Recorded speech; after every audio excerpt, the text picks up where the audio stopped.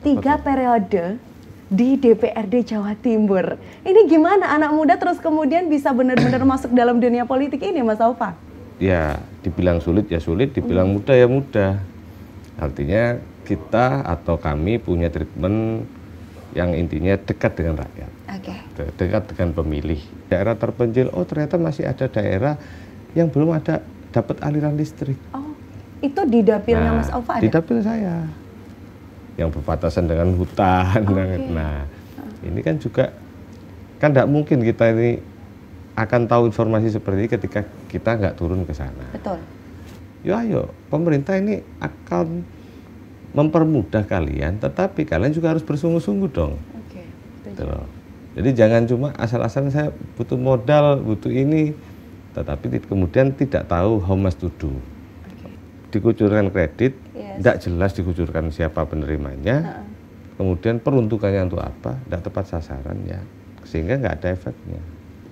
Ketika ruang-ruang ini dibuka, masih minim partisipasinya, tetapi ketika kebijakan sudah jalan, ya paling terdepan mengkritisinya.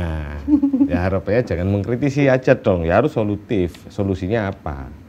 Gitu. Kami sangat terbuka untuk itu. Daripada Gen-Z yang tidak berskill, oh, kamu itu ikut pelatihan sana yang dilakukan oleh pemerintah, sehingga minimal upgrade skill, sepintar apapun kalian, secerdas apapun kalian, seberhasil apapun kalian. Jadi jangan pernah lupakan daerah asalmu. Balik ke daerah asalmu, kalian punya tanggung jawab untuk membuat daerah asalmu jauh lebih maju dan berkembang. Luar biasa.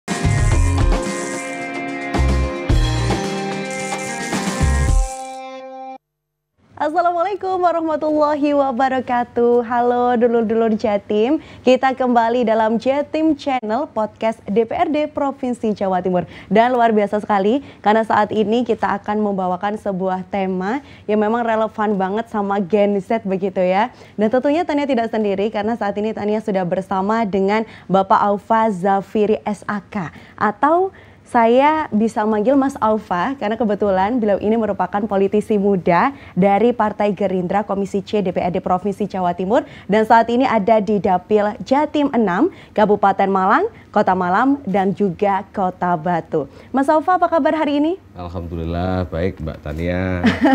Dan hari ini Mas Aufa, tema kita luar biasa sekali karena membahas tentang Gen Z gitu ya. Kalau ngomongin Gen Z memang tidak ada habisnya. Dari mulai kalau kita ngomongin tentang pembangunan ekonomi dan lain sebagainya, itu pasti ada hubungan erat dengan Gen Z juga begitu ya. Tema kita hari ini terkait dengan bangun Jatim bareng Gen Z, ngobrol infrastruktur, ekonomi dan juga masa depan. Tapi sebelum saya tarik ke topik tersebut, saya ada yang lebih menarik dari Mas Aufa. 3 periode di DPRD Jawa Timur. Ini gimana anak muda terus kemudian bisa benar-benar masuk dalam dunia politik ini, Mas Aufa? Ya artinya kalau kita melihat angka ya 3 periode. Iya. Tapi perjalanannya apakah sulit? Ya dibilang sulit ya sulit, dibilang mudah ya mudah. Artinya kita atau kami punya treatment yang intinya dekat dengan rakyat, dekat dengan pemilih. Sehingga alhamdulillah pemilih di Dapil masih mempercayakan amanatnya kepada kami. Gitu. Luar biasa sekali ini. Kalau ngomongin tentang kesulitan selama ada di DPRD Provinsi Jawa Timur ini, ada apa aja sih Mas Aufa? Ya kalau kesulitan itu banyak. Artinya problematika di masyarakat ini luar biasa banyaknya. Dan kapasitas dan kemampuan APBD untuk menyelesaikan problem itu terbatas. Itu. Nah, makanya kita harus pintar-pintar mencari atau menentukan skala prioritas terhadap problem-problem yang ada di masyarakat tersebut. Nah Mas Aufa, kalau kita ngomongin tentang masalah masyarakat gitu ya, kalau kita tarik lagi spesifik ke Gen Z, kalau dari Mas Aufa sendiri, ada nggak sih keluhan dari khususnya Gen Z ya, terkait dengan berbagai macam ya yang ada di Jawa Timur? Banyak, jadi Gen Z ini ya luar biasa, lahirnya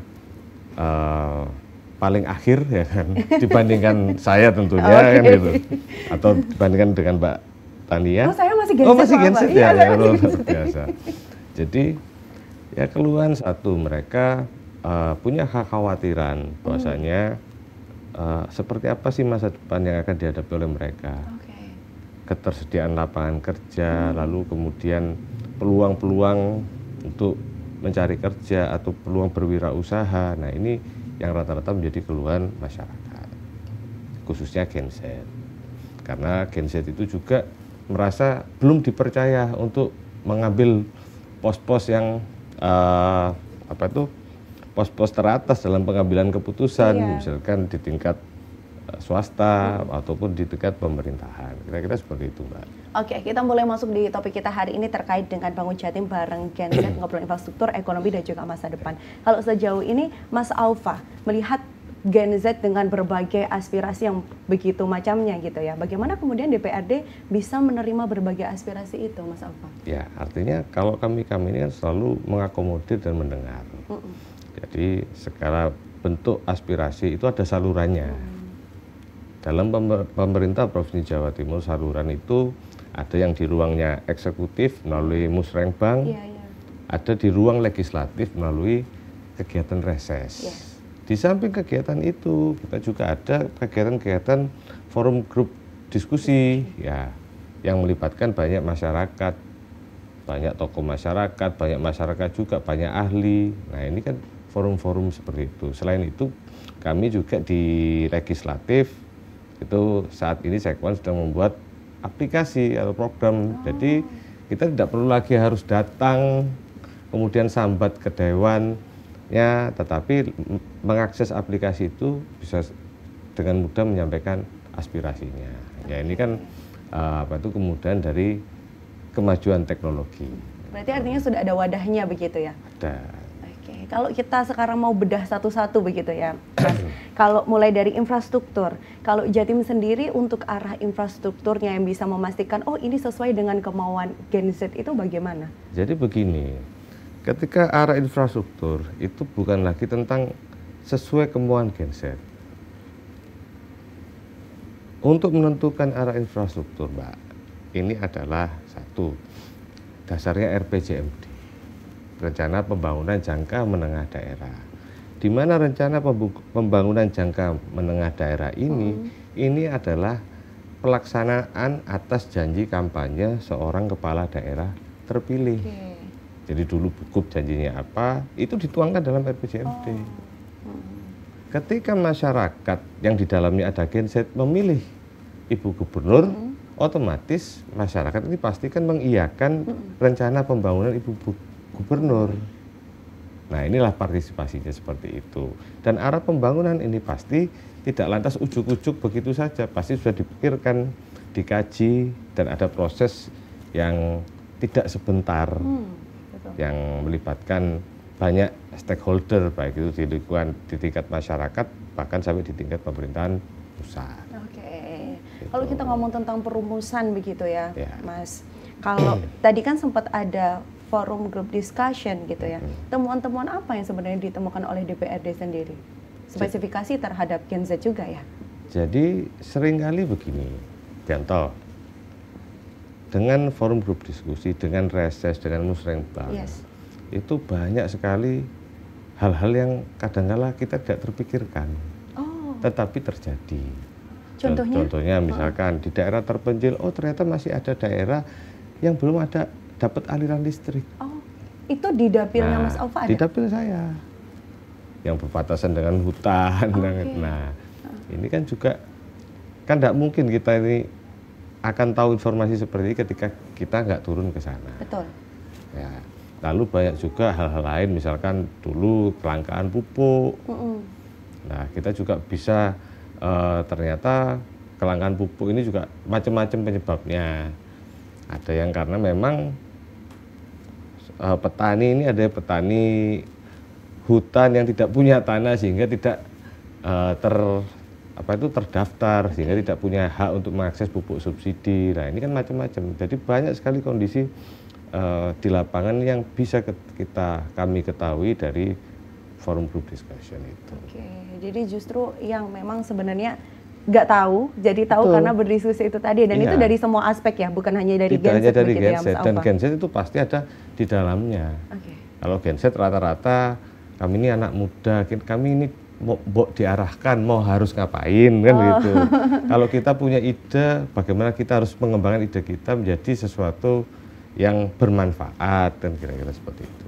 Sebenarnya tuntutan mereka dari Gen Z ya utamanya itu kebanyakan apa sih Mas Aufa? Yang terbanyak lapangan kerja, kesempatan kerja dan lapangan kerja. Berarti artinya kalau misalnya di Malang dan juga Batu spesifikasi ke Dapil 6 begitu ya, itu masih kurang atau gimana memang? Ya, rata-rata begini, Gen Z yang terdidik, yang artinya berpendidikan sampai sarjana, punya keahlian, ya nih faktanya banyak yang lari ke kota besar, gitu loh. Karena menganggap daerahnya ya kurang mampu memberikan standar gaji yang memadai, atau kurang bervariasi lapangan kerja yang ada di sana. Rata-rata seperti itu. Berarti artinya di situ apakah kurang edukasi memang terkait dengan potensi daerahnya atau kurang pemahaman secara sumber daya manusianya gitu Mas Aufa? Sekarang begini, kalau ngomong edukasi ya memang faktanya banyak masyarakat kita yang bukan tidak teredukasi tapi minim literasi. Nah, ini kan beda. Males baca ya. Sehingga informasi walaupun sekarang sangat mudah diakses, tapi bagi sebagian besar masyarakat ini kan masih kurang untuk mengakses itu. Lalu kemudian ya memang faktanya adalah kadang namanya Gen Z, misalkan saya Gen Z nih ya, saya sarjana, saya merasa saya kuliah mahal-mahal, saya kuliah saya pintar, dan saya ingin gaji mahal dong. Nah, tapi ternyata di daerahnya tingkat UMR-nya juga belum sesuai harapan. Kemudian kesempatan kerja yang menunjang ada jenjang karirnya yang bagus ya juga belum banyak, kan kira-kira seperti itu problemnya. Tapi kalau misalnya kita lihat sendiri di Malang, Batu itu yang saya tahu kan banyak juga startup baru, kemudian juga banyak lapangan-lapangan pekerjaan yang justru sebelumnya masih belum ada di era gencatan teknologi yang luar biasa saat ini, Mas Aufa. Apakah DPRD juga ikut mengawal dan membantu para Gen Z ini untuk menemukan lapangan pekerjaan itu?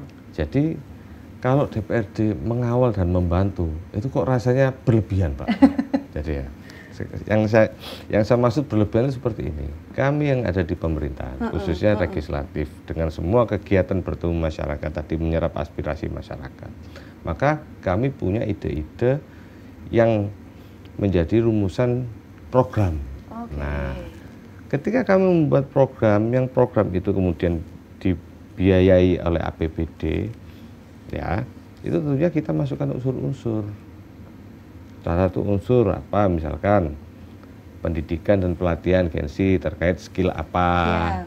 Kalau kemudian kita pemerintah juga sediakan job fair, ya kan, mempertemukan antara para penyedia lapangan kerja perusahaan-perusahaan besar dengan Gen Z tenaga-tenaga ahli kan, yang baru lulus fresh graduate seperti itu. Bahkan kita juga mengamanatkan kepada Bank Daerah BUMD bahwasanya tolong masyarakat Jawa Timur itu terutama yang muda-muda ini yang masih starting up ya dimodali itu dengan skema yang lebih fleksibel ya, tanpa mengabaikan kaidah dan aturan perbankan yang berlaku. Apakah ini artinya secara spesifik memang dari DPRD itu sudah menyiapkan regulasi dan juga insentif ya untuk para generasi muda ini? Begini, kalau bicara regulasi, tidak ada regulasi yang khusus mengatur itu. Tentang Gen Z tidak, tapi ini untuk masyarakat umum. Dan masyarakat umum ini sekali lagi ada mencakup juga Gen Z. Kalau insentif loh, insentif ini kan kayak Gen Z ini bekerja kepada pemerintah, kan tidak seperti itu, Mbak. Nah, tetapi tugas kami ini, eksekutif dan legislatif, membuat program yang mempermudah, yang menjadikan pijakan bagi generasi-generasi muda ini untuk bisa tumbuh berkembang di masa yang akan mendatang. Betul. Gitu. Oke, Mas Aufa, ini sebelum kita lanjutkan boleh kita minum dulu sebentar. Kayaknya kita ngomong Gen Z nggak habis-habis ini ya. Oke. Kita balik lagi, kalau kita ngomongin Malang sendiri ini Mas Aufa ya, memang pertumbuhannya kan cukup pesat ya. Di situ ada Batu, ada Malang juga gitu ya. Kalau dari data yang saya temukan juga di tahun 2024 ini, Kota Malang mencatat pertumbuhan ekonomi digital sebesar 8,2%. Namun ternyata masih banyak pelaku usaha muda yang kesulitan mendapatkan permodalan. Bagaimana kemudian dari DPRD mendukung kolaborasi antara para pengusaha muda ini dengan BUMD untuk kedepannya? Jadi begini, Provinsi Jawa Timur ini punya BUMD banyak, ada beberapa. Kalau terkait permodalan itu ada 2 BUMD yang cukup besar, Bank Jatim dan Bank UMKM atau BPR Jatim. Nah, saya melihat Kota Malang, di Kota Malang nih, jangan salah Mbak, ini pusat hacker di Indonesia. Oh iya Pak. Artinya kaget kan? Iya. Ya. Jadi banyak ternyata di Kota Malang ini anak-anak muda yang kreatif. Bahkan saya pernah menjumpai satu kelompok anak muda gitu lagi ngopi sambil garap. Saya tanya, sampean ngerjain apa? Oh, ini aja project dari Marvel. Animasinya kami yang bikin. Wow. Nah itu, jadi untuk perkembangan teknologi informasi atau kemampuan Gen Z yang di bidang itu ya kan di Kota Malang ini sangat luar biasa. Dan memang betul seperti yang jenengan katakan tadi, rata-rata mereka ini kan kesulitan untuk mengakses butuh apa permodalan. Nah, tapi kami ini pemerintah sudah siapkan, gitu loh. Kita amanati Bank Jatim dan Bank UMKM. Kita pesen nih, selain harus mencapai target PAD, mereka-mereka ini juga harus dituntut untuk punya misi khusus. Salah satunya dalam artian memberikan permodalan kepada sektor UMKM dan sektor ekonomi kreatif. Artinya membantu perekonomian juga. Betul. Ya. Gitu. Jadi anak-anak muda sebenarnya tinggal ya ngomong lah, oke, ada potensi apa, kemudian harus jelas. Misalkan, oh saya butuh modal sekian, proyeksinya adalah ini, penggunaannya untuk ini, nanti kemampuan untuk mengembalikannya seperti ini. Saya rasa ketika itu sudah terpenuhi, nggak ada masalah. Pasti dapat dengan mudah mengakses. Yang jadi problem kadang-kala, saya butuh modal untuk apa? Ya belum tahu. Nah, gitu kan. Saya butuh modal, nanti mengembalikannya bagaimana? Ya, artinya di dalam forum podcast ini saya juga sampaikan kepada anak-anak muda, para Gen Z, ayo pemerintah ini akan mempermudah kalian, tetapi kalian juga harus bersungguh-sungguh dong. Gitu loh. Jadi jangan cuma asal-asalan saya butuh modal, butuh ini, tetapi kemudian tidak tahu how much to do. Mas Aufa sebentar nih, kalau kita misalnya membahas tentang anak muda yang memang membutuhkan modal atau dalam artian masyarakat luas begitu ya, apakah itu tidak memberatkan perekonomian suatu daerah juga? Jadi begini, ya enggak juga. Asalkan, apalagi sekarang kita punya Menteri Keuangan yang baru, yang koboi ya. Jadi perekonomian atau pertumbuhan ekonomi di daerah atau dimanapun itu bisa tumbuh ketika bank menggelontor kredit kepada sektor swasta. Harapannya swasta juga mampu mendorong pertumbuhan ekonomi itu lewat belanja-belanja swasta, kan begitu. Contoh misalkan sektor UMKM, orang minta modal, dikasih modal, modalnya digunakan untuk misalnya bikin rombong bakso, kemudian bisa jualan bakso, dapat untung, bisa bayar hutangnya lagi. Lah ini kan jalan pertumbuhan ekonomi naik. Termasuk juga selain itu ya government spending, government expenditure, yaitu belanja dari pemerintah, belanja yang tepat sasaran. Itu. Jadi pemberian kredit ini bukan memberatkan, asalkan peruntukannya jelas dan tepat sasaran. Dan ada baliknya juga. Betul, ya. Betul loh. Yang jadi masalah dikucurkan kredit, tidak jelas dikucurkan siapa penerimanya, kemudian peruntukannya untuk apa, tidak tepat sasaran ya, sehingga nggak ada efeknya.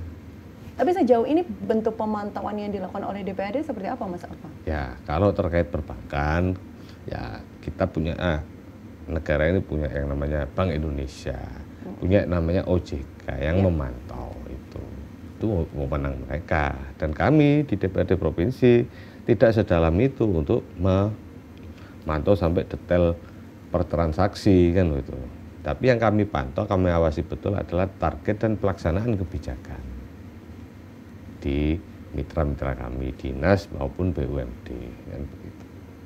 Oke, nah Mas Aufa, ini masih membahas seputar dengan Gen Z begitu yang luar biasa. Memang ide-idenya itu mungkin ada beberapa yang justru tidak terfikirkan gitu ya. Apalagi di era sekarang justru munculnya AI, kemudian digital juga yang makin luar biasa. Kalau sejauh ini dari Komisi C DPRD dapat membantu mereka, utamanya dalam mengembangkan ide-ide, termasuk dalam memasukkan ide itu dalam sebuah kebijakan. Itu bentuknya seperti apa, Mas Aufa? Jadi begini. Jujur saja Mbak, kadang-kadang sumbangsi ide Gen Z untuk kebijakan ini masih minim. Oh, justru minim ya? Iya. Apakah karena tidak ada ruang untuk menuju ke situ? Bukan atau tidak kenapa? ada ruang, kalau ruang kita sudah sampaikan. Sudah ada tempatnya ya, tapi rata-rata kan masih apatis terhadap politik, apatis terhadap pemerintah.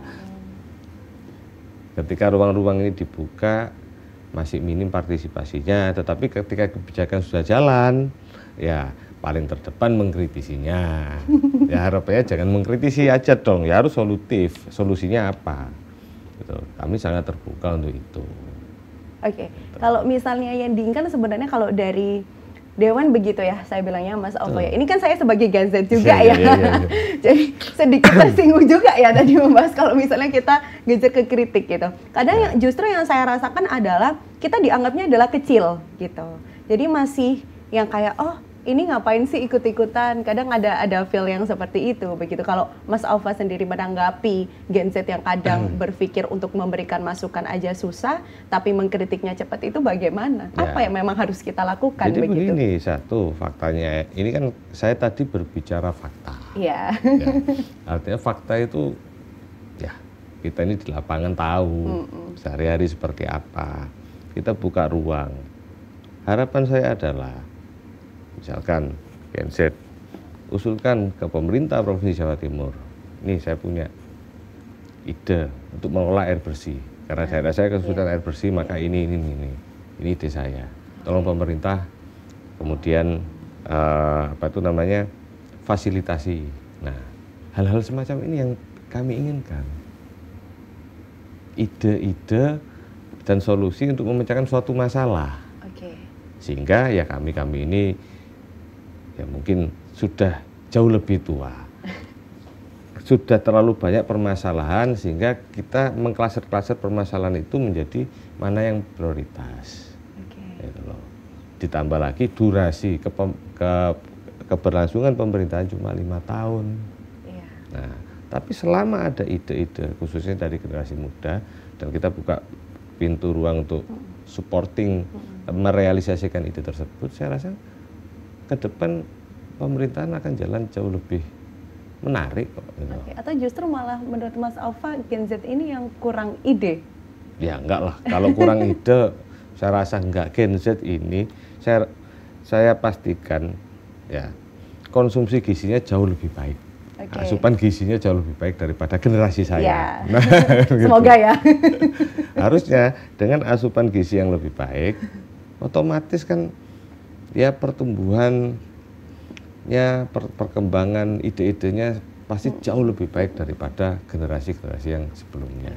Tinggal tunggu kesempatan untuk memimpin kan itu. Nah, ini nih Mas, kalau misalnya Gen Z ini punya ide, kemudian cara untuk bisa tersampaikan itu gimana? Apakah harus masuk dalam partai politik terlebih dahulu atau harus dibawa kemana nih si ide ini? Ya banyak cara. Artinya satu, misalkan pengen aktualisasi diri, ya masuklah ke organisasi partai politik. Gitu. Karena partai politik ini wadahnya. Ya jangan mikir jadi politisi, bukan pejuang politik. Karena di dalam partai politik, di dalam pemerintahan, yang kita perjuangkan adalah ide-ide kita. Ide-ide untuk membuat suatu program yang mensejahterakan masyarakat. Itu salah satu pintu. Yang kedua, misalkan tidak mau karena apatis dengan politik. Kita nih punya banyak kedinasan. Gitu loh. Misalkan jadi ahli pertanian peternakan, ya monggo.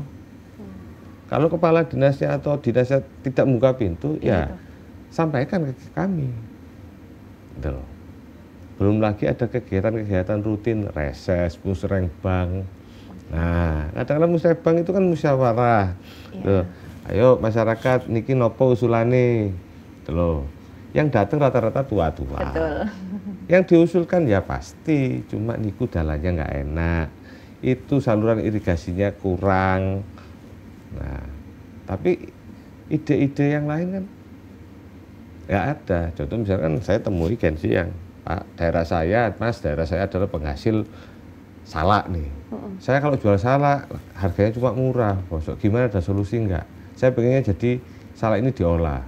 Oke, ada apa yang kamu butuhkan kalau ngolah? Mesin ini, mesin packaging, mesin pemotong, mesin dryer pengering. Ya, oke, ajukan. Nah, kita fasilitasi kan. Setelah itu jadi, ya ternyata mereka Karang Taruna awalnya ya dapat masukan dan mendapatkan nilai manfaat yang jauh lebih ekonomis ya kan, daripada hanya menjual buah mentah. Nah, itu kan salah satu contoh saluran dan ide-ide. Oke, berarti selain masuk di partai politik juga bisa melalui dinas-dinas begitu. Kedinasan ataupun hadirilah kegiatan-kegiatan yang berkaitan dengan eksekutif maupun legislatif, musrenbang atau reses. Oke, kalau sejauh ini justru yang saya lihat adalah generasi saya ini ya. Kalau ada ide itu justru disampaikan melalui digital, sosial media, diupload gitu. Apakah itu menjadi salah satu yang dipantau juga oleh Dewan, Mas Aufa? Jadi kita tools untuk memantau ini kan belum kemudian mumpuni. Ya, jadi tidak akan mungkin, ya mohon maaf ya, pemerintah bisa memantau kegiatan satu persatu warganya, apalagi satu persatu kegiatan Gensinya, tidak akan mungkin. Nah, yang ada ide ini melalui platform ya disampaikan. Toh tadi di awal saya sudah sampaikan, semua usulan aspirasi itu bisa langsung ke Indrapura, ada aplikasinya, ada platformnya sendiri. Berarti harus resmi secara disampaikan secara sistematis begitu ya, bukan yang oh saya punya ide terus habis itu secara cuplik-cuplikan saya bisa posting begitu. Ide itu hanya akan menjadi ide jika tidak tahu dari mana harus memulai dan outputnya apa. Ya kan? Kadang-kadang saya mau jadi pengusaha, contoh nih, pengusaha apa, di sektor apa, startnya dari mana. Jadi artinya kalau hanya sekitar ide mentah itu kan ya semua bisa. Tapi harapan saya pribadi adalah ide yang setengah matang atau minimal rasional untuk dieksekusi, dilaksanakan gitu, Pak. Nah, ini luar biasa sekali nih. Saya ikut tertarik ya, maksudnya sejauh ini Gen Z kan mesti dianggapnya ya bagian perusuh gitu. Ya, saya nggak bisa bilang seperti itu juga ya, tapi sekali lagi memang kita lebih banyak untuk mengkritik karena betul memang arah untuk kita menyampaikan ide ini yang justru kita masih belum tahu. Tapi ketika Mas Aufa tadi menjelaskan secara rinci bagaimana sistematis untuk akhirnya bisa ide ini terrealisasikan begitu kan ya. Ini hal yang baru gitu bagi Gen Z ya, mungkin yang menonton juga ya, bagi kalian yang mempunyai ide tadi dijelaskan oleh Mas Aufa juga. Jadinya tinggal masuk di partai politik atau kemudian bisa melalui beberapa dinas atau bahkan disampaikan langsung ke Dewan, itu juga bisa ya Mas Aufa ya? Kalau disampaikan ke Dewan, istilahnya ketika kita berjumpa seperti ini, saya punya ide, ini apakah memungkinkan ide tersebut juga bisa terrealisasikan Mas Aufa? Ya sangat memungkinkan ketika itu bagus dan baik, jadi sangat memungkinkan. Seringkali kadang saya ngopi, ada yang kenal, loh Mas, gimana Mas di daerah saya cerita. Nggak harus di gedung DPRD tidak harus, justru ya? Ya nanti biasanya saya akan kirim orang, apa bener sih, coba kamu lihat, ini kok sepertinya ini menarik gitu, idenya bisa jadi memperkaya wawasan kita untuk membuat kebijakan-kebijakan baru. Biasanya saya seperti itu, dan itu salah satu rahasianya kenapa bisa 3 periode tadi. Sering ketemu orang dan sering mendengarkan ya. Oke, berarti datang langsung ini ya kesempatannya ya Mas Alfa ya. Nah Mas Alfa, kalau kita membawa kembali nih terkait dengan kritik publik ya, salah satunya yang di generasi Z juga ya, sering muncul yang namanya menguntungkan investor ketimbang masyarakat kecil. Apa itu? Yang dalam artian ini, apakah keadilan ekonomi ada untuk saat ini? Kalau kita membahas tentang permodalan, kemudian pengembalian modal dan lain sebagainya, justru yang kita terima sekarang kebanyakan adalah menguntungkan investor daripada kita yang bisa dibilang masyarakat kecil, begitu Mas Alfa? Maksudnya dalam sektor apa nih, pembangunan infrastruktur atau sektor starting up? Starting up itu tadi yang kita bahas. Jadi begini, dalam dunia sekarang, ya kan, itu kalau ngomong keadilan yang merata, ini tidak mungkin. Kalau saya tidak senang ngomong keadilan yang merata gitu. Karena itu akan menghilangkan hakikat kita sebagai manusia, di mana Allah itu ngasih umur, ngasih rezeki yang berbeda-beda, kan begitu. Jadi keadilan yang proporsional. Pemerintah sampai dengan hari ini dengan membuat banyak regulasi di bidang perbankan itu tujuannya juga untuk membatasi agar swasta tidak, atau pemodal tidak kemudian lantas untung semau gue kan begitu. Itu. Belum lagi ada pajak, termasuk ketika generasi muda ingin startup, ingin mulai melakukan suatu kewirausahaan, ya kan, melakukan suatu bisnis. Jadi ini sudah diatur, Pak, ada regulasinya dan pasti proporsional. Nah, tinggal wacananya saja. Kadang-kadang kita melihat sesuatu itu tidak objektif, tapi subjektif. Waduh, saya wis kadung ngutang gawe gerobak bakso, ternyata baksoku gak payu. Ini kan berat ini. Modalin duitnya entek mek gawe bayar cicilan loh. Tetapi harusnya kan dilihat, oh kenapa bakso saya tidak laku, mungkin kurang enak, harus ada perbaikan gitu. Jadi aspeknya di situ bukan hanya satu bagian. Betul. Ya, memang banyak. Jadi banyak variabelnya. Dan saya rasa makanya ketika akan melakukan kegiatan usaha, kewirausahaan atau mulai bisnis harus dihitung betul, harus diperkirakan betul. Nah, kita sedikit beralih ke bagian infrastruktur ini untuk Gen Z masih ya Mas Alfa ya. Kalau kita tadi ngomongin tentang ekonomi, memang sudah banyak yang dipastikan kalau Gen Z ini bisa kok untuk meningkatkan perekonomian juga begitu ya. Dan kalau kita ngomongin infrastruktur terutama ya, di Gen Z ini apakah kemudian DPRD juga memastikan ada ruang khusus untuk generasi muda mengembangkan potensi yang mereka punya, misalnya dari coworking space atau yang lainnya. Ada nggak sih alokasi dana ke situ Mas Alfa? Ada. Jadi dalam program itu, ini malah amanat undang-undang nih. Jadi amanat undang-undang itu sekian persen itu mandatori untuk sektor pendidikan dan kesehatan. Nah, di mana ketika ngomong pendidikan ini banyak pelatihan kerja, pendidikan politik, pendidikan keahlian, bahkan sampai langsung kita ketemukan dengan para pelaku usaha. Nah, ini kan ruang-ruang yang diciptakan oleh pemerintah kepada anak-anak muda, kayak sih gitu. Ya, dan itu supporting, itu ada anggarannya. Tapi dipakai nggak sama si Gen-Z-nya ini Mas Alfa? Masalahnya kan kadang begitu. Kadang ini kan problemnya adalah gengsi, malu, males, jauh, kalau saya ikut saya langsung dapat apa. Nah, itu. Jadi banyak sekali harinya ini masyarakat. Kita ini kadang-kadang harus gimana ya, saya mau ngomong, kita harus legowo mengakui kita ini sebagian besar masih bermental kuli. Kenapa begitu? Mental kuli itu saya kerja hari ini, saya harus dibayar hari ini. Jadi itulah yang harus kita mulai kikis. Kita tanamkan mental, oke, kita bekerja dengan keahlian. Semakin keahlian kita meningkat, kita akan mendapatkan bayaran yang akan meningkat. Oke. Sebelum kita lanjutkan, minum lagi.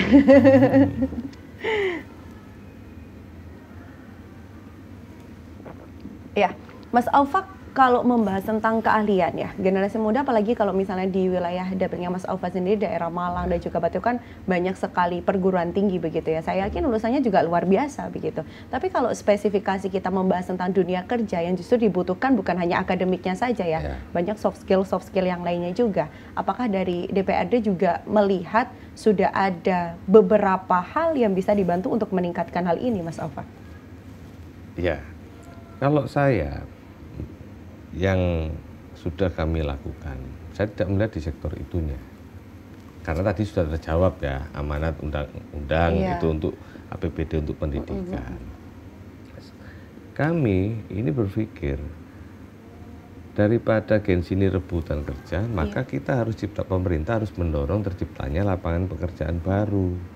Bagaimana terciptanya lapangan pekerjaan baru? Maka ini tidak mudah. Kita harus bekerja sama ya kan, dengan seluruh lapisan masyarakat untuk menciptakan iklim investasi yang sehat dan menarik bagi para investor. Harapannya para perusahaan raksasa global itu mau datang ke Jawa Timur, berinvestasi di Jawa Timur, ini membuka lapangan pekerjaan dan menyerap tenaga-tenaga ahli gengsi di Jawa Timur itu tadi. Berarti mengemblengnya adalah di kolaborasi juga kolaborasi. Dan ini kita nggak bisa bicara hanya parsial, satu bagian seperti itu, Mbak. Nah, kalau kita berbicara ini kan kalau komunitas muda di Jawa Timur ya yang bergerak baik di bidang sosial, lingkungan dan juga ekonomi kreatif ini luar biasa sangat banyak. Apakah DPRD berencana membuat atau sudah ada kolaborasi khusus antara legislatif dan juga komunitas-komunitas ini, Mas Aufak? Kalau dari legislatif kolaborasi enggak ada, dan saya rasa nggak perlu itu, Mbak. Kenapa? Kenapa? Karena kan dari APBD itu kita sudah programkan, gitu loh. Jadi sekali lagi apa perlunya berkolaborasi? Kita sudah ciptakan pelatihan, kita sudah di Malang itu ada Bakorwil, ya kan, ada Malang Creative Center. Itu anak-anak muda yang punya potensi sering ngumpul di situ. Berarti itu artinya sudah ada komunitas-komunitas juga kan ya, Mas? ada di situ gitu loh. Jadi kalau ngomong kolaborasi harus person to person, jangan gitu ya, saya rasa nggak perlu karena kita sudah ada wadahnya gitu. Justru malah nggak efektif. Gitu. Kalau komunitas ini kan sebenarnya salah satu wadah juga ya bagi generasi muda ya. Salah satunya mungkin komunitas seni yang bukan hanya kita nggak bahas pekerjaan saja ya. Dan ini apakah tidak ada campur tangan dari pemerintah juga? Ya, saya rasa masih perlu begitu. Ya komunitas itu ada, kadang-kadang kan saya nggak tahu ya, Dinas Kepemudaan atau Bages Bangpol itu juga membina komunitas, segala komunitas itu loh. Artinya itu sudah terprogram dalam APBD. Gitu loh. Nah kalau dengan legislatif atau apa harus person to person, saya rasa ya balik lagi ke urgensinya. Gitu loh. Karena saya lebih senang bicara bukan komunitas, mau persen ide, ide yang konkret. Yang konkret, yang bisa support untuk memecahkan masalah-masalah yang ada di Jawa Timur. Gitu. Nah ide ya, kalau kita mau bahas tentang ide, salah satu idenya dari generasi muda, ini kalau kita lihat generasi sekarang justru lebih peduli ya, Mas Aufak, dengan isu sustainability dan juga green economy. Karena yang kita tahu sekarang ini semakin banyak mereka yang memperdulikan ke arah sana, bukan hanya berbisnis tapi arahnya juga ke sana begitu ya. Apakah DPRD juga mendorong investasi yang menuju ramah lingkungan dan juga membuka ruang bagi ecopreneurship di Jawa Timur? Ya pasti. Jadi itu sangat pasti. Kenapa? Ketika investasi itu banyak sekali syaratnya. Satu syaratnya tentang pengolahan limbah, misal industri. Terus kemudian dampak ke lingkungannya juga dihitung. Itu harus kemudian kalau tambang itu harus reklamasi kembali kan begitu. Jadi aturan-aturan itu sudah ada pemerintah dan itu bukti kita mendorong itu. Dan ke depan memang suatu saat nanti kita akan menghadapi kelangkaan energi. Maka kita harus mulai berpikir untuk mencari sumber-sumber energi terbarukan. Jadi misalkan mengurangi pemakaian BBM, bahan bakar minyak, kan sekarang sudah mulai ada tuh mobil listrik, motor listrik. Nah, mungkin di masa yang akan datang ya ada juga berbahan bakar hidrogen kan gitu. Itu sih. Ya, jadi pemerintah itu pasti support. Karena itu amanat undang-undang yang terkait hajat hidup masyarakat. Banyak. Gitu. Salah satunya ya itu tadi ya, kalau kita ngomongin lingkungan itu memang panjang begitu ya. Ini untuk kita kehidupan di masa depan juga salah satunya. Dan Mas Aufa, saya tarik dulu ini ke bagian Malang dan juga Batu. Kita membahas terkait potensi yang ada di situ, salah satunya adalah wisata begitu ya Mas Aufa ya. Melihat hal itu, apakah dari kacamata Mas Aufa sendiri ini akan memudahkan bagi generasi muda yang ada di Jawa Timur untuk mencari lapangan pekerjaan atau justru menjadi saingan yang cukup susah? Karena kan bisa jadi ini magnetnya juga yang ada di Malang dan juga Batu. Kalau menurut Mas Aufa sendiri harusnya seperti apa untuk bisa dikuasai sendiri oleh generasi yang ada di Jawa Timur? Ya, jadi memang salah satu isu ya kan, ketika ada pusat kegiatan manusia, yaitu pusat kegiatan manusia itu macam-macam nih, mau pelabuhan, terminal, di situ pasti ada pasar, itu di situ bandara, di situ pasti ada uang beredar. Nah, termasuk ketika suatu daerah menjadi daerah pariwisata, otomatis di daerah itu akan terbuka banyak peluang-peluang lapangan pekerjaan. Nah, kadang itu memang kita mau membatasi. Sebenarnya ada cara mau membatasi, contoh misalkan Kota Batu ya menerima pekerja hanya boleh yang KTP Malang Batu. Bisa ya sebenarnya seperti itu Mas Aufa? Ya cuma kan tidak adil juga. Tidak adil bagi pengusaha. Kadangkala kalau diberlakukan seperti itu ternyata sumber daya SDM manusia yang dicari tidak nemu. Nah, artinya memang itu hal-hal yang sulit untuk dilakukan pembatasan terkait tenaga kerjaan. Yang jelas yang harus dilakukan atau yang idealnya dilakukan adalah mengupgrade diri. Jadi balik lagi, saya ini orang yang paling concern dengan yang namanya edukasi. Ya, daripada gen-gen yang tidak berskill, kamu itu ikut pelatihan sana yang dilakukan oleh pemerintah, sehingga minimal upgrade skill sehingga mereka bisa punya kompetensi untuk bersaing di dunia kerja, khususnya di kota pariwisata Malang dan Batu kan gitu. Dan Mas Aufa terakhir ini boleh disampaikan kepada generasi muda sekarang ya, apa yang mereka harus lakukan untuk bisa membantu membangun daerahnya masing-masing? Ya, jadi pesan saya kepada generasi muda itu khususnya Gen Z gitu, ya tolong satu, yaitu terus upgrade keilmuanmu, terus upgrade knowledge-mu, ya karena ke depan tantangan perkembangan zaman ini akan lebih berat. Yang kedua, kalau ilmu dan knowledge itu sudah di-upgrade, ya kedua jangan lupa apa? Akhlak dan adabmu.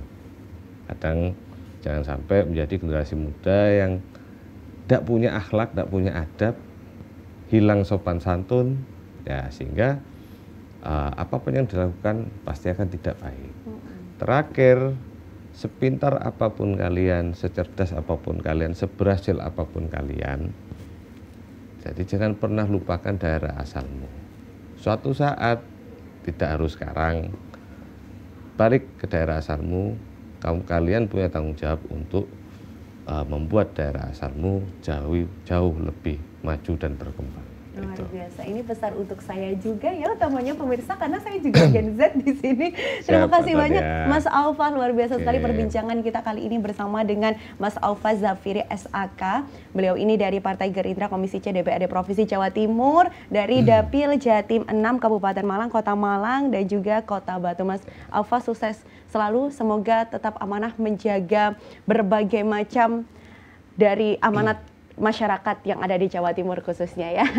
Terima kasih banyak sudah berbincang bersama kita di kesempatan kali ini dalam Jatim Channel. Dan tentunya pemirsa, terima kasih banyak sudah menyaksikan kita dalam podcast DPRD Provinsi Jawa Timur. Kita akan berjumpa di episode selanjutnya. Saya Tania Anandita, wassalamualaikum warahmatullahi wabarakatuh. Waalaikumsalam warahmatullahi wabarakatuh. warahmatullahi wabarakatuh.